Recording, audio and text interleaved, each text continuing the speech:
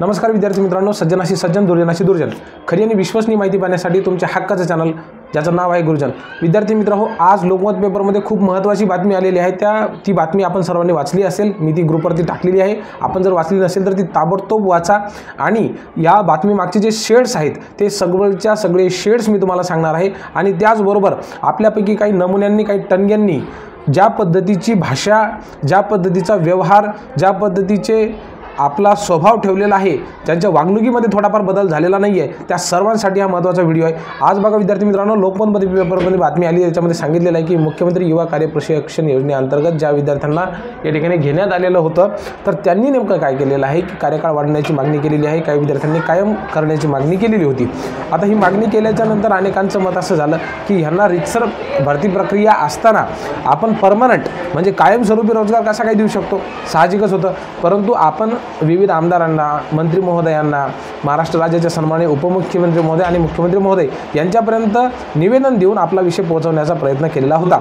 आता हा जो विचार आपण पोहोचवण्याचा प्रयत्न केलेला होता, त्यामध्ये निश्चितच अतिशय महत्त्वाची घडामोड घडलेली आहे की मागची जी मंगळवारी मंत्रिमंडळ बैठकी झाली, त्या बैठकीमध्ये आपण ज्या आमदारांना, ज्या मंत्री महोदयांना अप्रोच केलेलं होतं, त्यांनी हा विषय प्रचंड पोटतिडकीने, प्रचंड गांभीर्याने त्या ठिकाणी मंत्रिमंडळ बैठकीमध्ये मांडला. मंत्रिमंडळ बैठकीमध्ये हा विषय मांडल्याच्या नंतर त्या ठिकाणी अनेकांनी ह्याला विरोधसुद्धा केला आणि अनेकांनी समर्थनसुद्धा केलं. आता विरोध कोणत्या गोष्टीचं केलं तर आपल्या मागणीचं. आपली एक प्रामुख्याने मागणी ही होती की त्या ठिकाणी आपला कार्यकाळ हा वाढवून देण्यात यावा आणि ते आपल्याला विद्यार्थ्यांना कायम करावं. तर आपल्याला माहिती आहे की कुठलीही शासकीय पदभरती ज्यावेळेला होते तर त्यावेळेला त्याची रितसर भरती प्रक्रिया असते. मग ती रितसर भरती प्रक्रिया डावलून केवळ प्रशिक्षण पूर्ण झालेलं आहे. या अनुषंगाने जर आपण कायमस्वरूपी रोजगार देण्याच्या दृष्टिकोनातून हालचाली करू तर निश्चितच जे विद्यार्थी अनेक वर्षापासून स्पर्धा परीक्षांची तयारी करत आहेत तर अशा विद्यार्थ्यांवर अन्याय होईल आणि मग त्यामुळं कुठंतरी ते विद्यार्थी पेटून उठतील आणि विद्यार्थ्यांमध्ये संघर्ष निर्माण होईल. अशा पद्धतीची भावना असणाऱ्या प्रतिक्रिया काही आमदारांनी आणि मंत्री महोदयांनी व्यक्त केल्या. त्यामुळं मुख्यमंत्री युवा कार्य प्रशिक्षण योजनेमधील विद्यार्थी जर कायमस्वरूपी रोजगार मागत असतील तर ह्या मागणीसाठी शासनाने त्यांच्या दबावाला झुकू नये, त्यांच्यासमोर बळी पडू नये, अशा पद्धतीची भावना, खरं पाहिलं तर रोखठोक भूमिका काही आमदार आणि मंत्री महोदयांनी त्या ठिकाणी घेतलेली आहे. तर ही भूमिका चुकीची आहे का तर मुळातच चुकीची नाही. म्हणजे रितसर एखादी कायदेशीर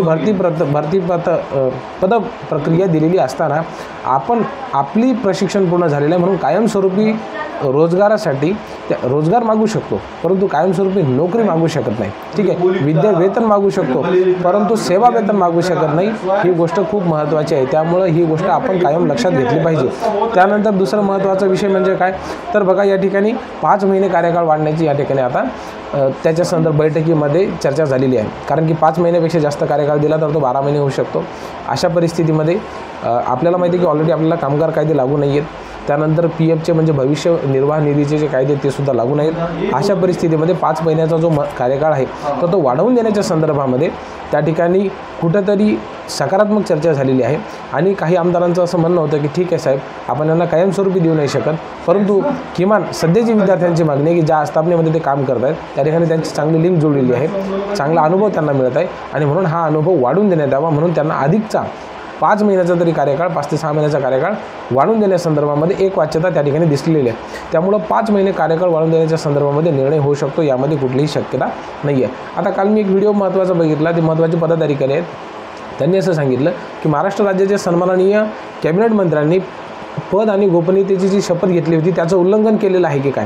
तर हे बघा विद्यार्थी मित्रांनो, जर समजा तुम्ही माझ्याकडे आले आणि तुम्ही जर मला म्हटलं की महेश मला 25,000 रुपये दे, माझ्याकडे जर नसले तर मी तुम्हाला काय म्हणेल की हे बघ गड्या, आज तर माझ्याकडे नाही आहे, परंतु मी 2-3 दिवसामध्ये तुझा काय करतो की तुझा जो प्रश्न मार्गी लावण्याच्या दृष्टिकोनातून प्रयत्न करतो. बरोबर आहे की नाही. आश्वासन देतो तुला की ठीक आहे बा, 2-3 दिवसात तुझं काम 100% करेलच. मग आता मी जर असं म्हटलं तर मग ती काय माझ्या पद आणि गोपनीयतेची भंग झाला का. जर बघा या ठिकाणी जे लोकप्रतिनिधी असतात त्यांना कायम सकारात्मक उत्तर हे त्यांच्याकडे मदत मागण्यासाठी आलेल्या किंवा त्यांच्याकडे निवेदन घेऊन आलेल्या, ज्यांच्याकडे समस्या घेऊन आलेल्या लोकांना कायमच द्यावंसं लागत असतं. ठीक आहे, तर त्यामुळं महाराष्ट्र राज्याचे सन्माननीय मंत्री महोदय जर असं म्हणत असतील किंवा ठीक आहे आम्ही तुमच्या मागण्यांवरती सकारात्मक विचार केलेला आहे, ठीक आहे, आता ते कालपर्यंत तोंडी सांगत होते, आज तर लोकमत पेपरमध्ये झालं, मग आता लोकमत पेपरवरती तुम्ही गुन्हा दाखल करणार आहात का. त्यामुळं काहीतरी बोलताना तारतम्य ठेवा. यूट्यूब चॅनल असतील किंवा वृत्तपत्र असतील तर ह्यांचं कामच आहे की जी माहिती मिळालेली आहे, आमचं एज्युकेशनल यूट्यूब चॅनल आहे, त्यामुळे एज्युकेशनल यूट्यूब चॅनलवरून आम्ही तेच माहिती टाकेल की जे आमच्या पब्लिक डोमेनमध्ये आहे. काल तुम्ही आंदोलन करत होता त्यामुळे तुमचीसुद्धा बातमी टाकली. आज कोणी आंदोलन करत नसेल तर ते सुद्धा टाकू. जिल्ह्यावर तालुका स्तरावरती जे निवेदनं देताना सगळे व्हिडिओ सगळीच्या सगळी माहिती आपण या ठिकाणी पेपरच्या माध्यमातून वृत्तवाहिन्यांच्या माध्यमातून टाकत असतो.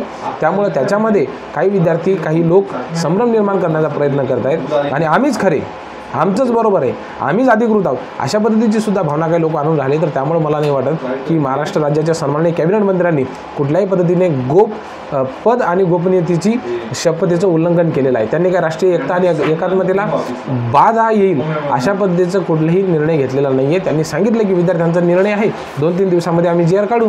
अशा पद्धतीची विधानं तर हजारो मंत्री करत असतात.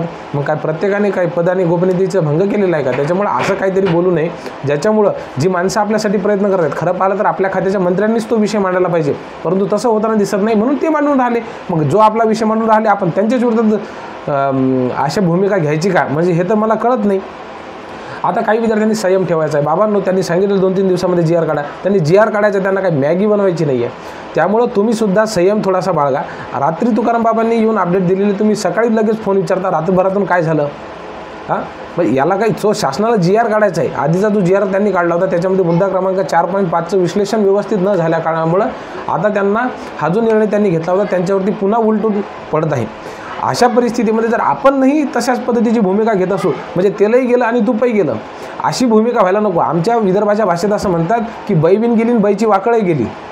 अशी भूमिका करायची आहे का? कोणीतरी बोट दिलं म्हणून सरसकट मनगटासकट त्याला हात घेऊन आपल्याकडे खेचायचं हे काही योग्य नाही. तुकाराम बाबांनी काल योग्य उदाहरण दिलं. आपण जर कोणाच्या घरी गेलो जेवायला तर म्हणून त्याचं स्वतः समोरच्याचं घरच आपल्या नावावर मागून घ्यायचं नसते किंवा तुझं घरच माझ्या नावावर कर, नाही.